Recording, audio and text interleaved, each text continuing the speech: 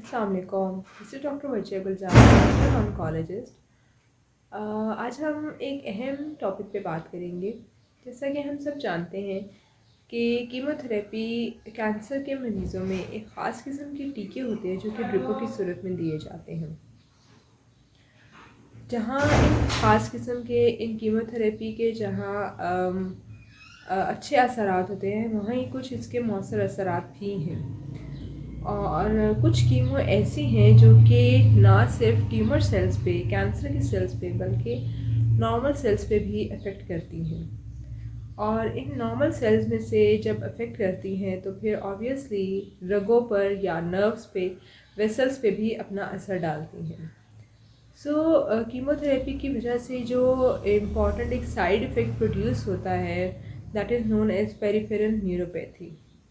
Neuropathy का मतलब ये है कि जो नर्व्स हैं पाँव की या फिर हाथ की उंगलियों की, उन नर्व्स में कीमो जब जाती है और उन नर्व्स पे अपना असर अंदाज करती है, तो उसकी वजह से पेशेंट को कुछ अजीब सी सनसाहट महसूस होती है। उस सनसाहट को जो इफ़ेक्ट कहा साइड इफ़ेक्ट कहा जाता है, उसका नाम है पेरिफेरल न्यूरोपैथी। अब पेशेंट ओपीडी में आके कंप्लेन क्या करता है? एक पेशेंट ओपीडी में आके यही कंप्लेन करता है कि डॉक्टर साहब, मेरे हाथों और पाँव की उंगलियों पे ऐसे चुभन सी महसूस होती है। मुझे ऐसा महसूस होता है कि जैसे मेरी उंगलियां सुन्न हो चुकी हैं, इनमें जान नहीं है। या फिर पेशेंट ये कंप्लेन करता है कि मैं जूता तो पहन लेता हूँ, लेकिन मुझे जूता महसूस नहीं होता कि मैंने जूता पहना हुआ है या नहीं। इन सब कंडीशन को पेरिफेरल न्यूरोपैथी कहा जाता है। अब ये पेरिफेरल न्यूरोपैथी होती क्यों है? कुछ कीमोथेरेपी ड्रग्स ऐसी हैं जो कि नर्व्स और वेसल पे जाके अपना असर अंदाज करती हैं। जो वो नर्व्स एंड वेसल्स पे जाके अफेक्ट करती हैं, तो उसकी वजह से नर्व्स का काम जो है वो प्रॉपर रहता नहीं है, जिसकी वजह से पेशेंट को टिंगलिंग सेंसेशन या पेशेंट को नमनेस, या फिर पेशेंट ये कंप्लेन करता है कि मुझे ठंडी हो जाती हैं मेरी उंगलियां, सुन्न हो जाते हैं हाथ की उंगलियों के आगे से ये टिप्स सुन्न हो जाती हैं। तो ऐसी कंडीशन को वो कौन सी ड्रग्स हैं जो कि ये कंडीशन डेवलप करती हैं? Most important, most common drug जो कि ये डेवलप करती हैं, दैट इज़ नोन एज पेक्लिडेक्सेल। अब ये याद रहे कि पेरिफेरल न्यूरोपैथी समटाइम्स रिवर्सिबल भी है और समटाइम्स इरिवर्सिबल भी है।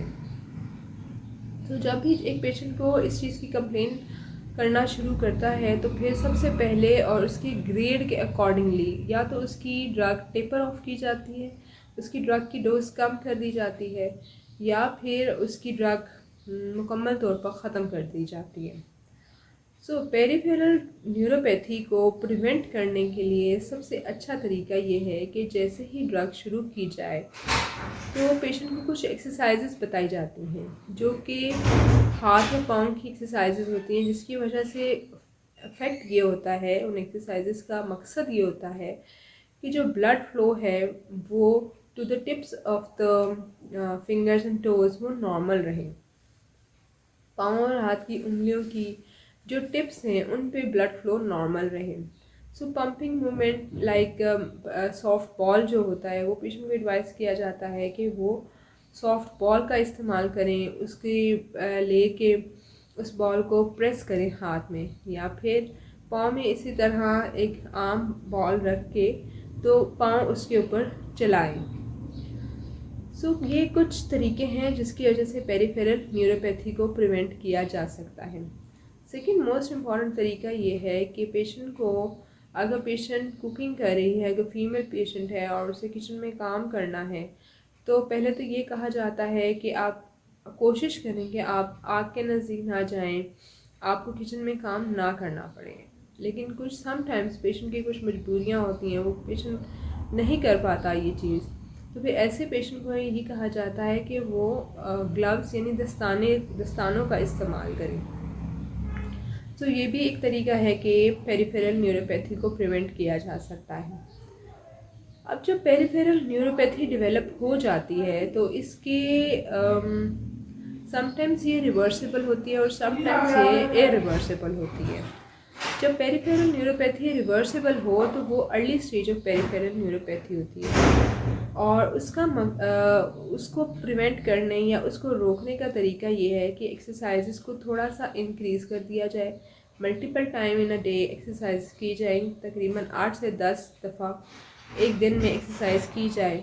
दूसरा ये पेरिफेरल न्यूरोपैथी को रोकने का ये तरीका है कि पेशेंट को जो मेडिसिन दी जाए, विटामिन B12, न्यूरोबान को जो मेडिसिन दी जाती है वो पेशेंट को, या फिर न्यूरोमेट के नाम से जो मेडिसिन दी जाती है वो पेशेंट को, इसका फ़ायदा ये होता है कि जो नर्व एंडिंग्स हैं उनमें सेंसेशन बरकरार रहती है, इसलिए भी पेशेंट को नमनेस और टिंगलिंग सेंसेशन डेवलप ही नहीं होती।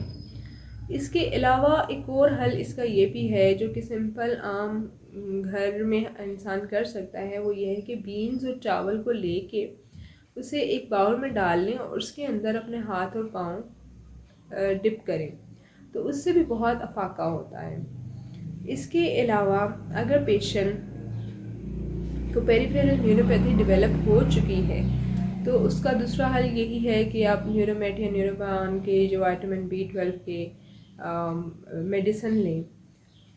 और अगर पेशेंट को पेरिफेरल न्यूरोपैथी इस कदर ज़्यादा डेवलप हो जाए कि पेशेंट को ये भी महसूस ना हो कि उसने हाथ में कुछ पकड़ा है या नहीं, वो अपने रोज़मर्रा के सिंपल काम भी ना कर सके, जैसे बटन बंद करना, कोई भी चीज़ हाथ में पकड़ना, हाथ में कंघी पकड़ना, सुई में धागा डालना, या पेशेंट को यही महसूस ना हो कि उसने पाँव में जूता पहना है या नहीं, तो फिर ऐसी कंडीशंस में जो कीमोथेरेपी जिसकी वजह से ये एक मसला हो रहा है वो कीमोथेरेपी रोक दी जाती है। जो वो कीमोथेरेपी रोक दी जाती है तो फिर उसके कुछ अर्से बाद ये देखा जाता है कि कहीं मरीज़ की अब ये सेंसेशन वापस आ रही हैं या नहीं। समटाइम्स वेरी रेयर ऐसा होता है कि पेशेंट की वो सेंसेशन वापस नहीं भी आती, लेकिन मोस्ट केसेस में ये देखा गया है कि पेशेंट की वो सेंसेशंस वापस आ जाती हैं। सो पेरिफेरल न्यूरोपैथी एक कॉम्प्लिकेशन है ऑफ द कीमोथेरेपी, जो कि कैंसर के पेशेंट में जब इंजेक्शन या कीमोथेरेपी दी जाती है तो फिर पेशेंट को डेवलप होती है। उसको प्रिवेंट करने का यही तरीका है कि पेशेंट स्टार्ट ही अगर किसी कीमोथेरेपी इस काइंड की है जो कि स्टार्ट की गई है, जैसे पेरिफेरल न्यूरोपैथी उसका साइड इफ़ेक्ट है, तो फिर ऐसे पेशेंट को ये कहा जाता है कि वो एक्सरसाइजेस का इस्तेमाल करे, एक्सरसाइजेस कंटिन्यू करे। अगर वो ना रुके तो फिर पेशेंट को डिफरेंट होम रेमेडीज़ बताई जाती हैं और एंड ट्रीटमेंट उसका यही है कि मेडिसन कीमोथेरेपी वो वाली रोक दी जाए मुकम्मल तौर पे और पेशेंट को मेडिकल ट्रीटमेंट स्टार्ट कर दिया जाए। So this is all about my discussion today. I hope you like my video. If you have yet not subscribed, please subscribe. Thank you.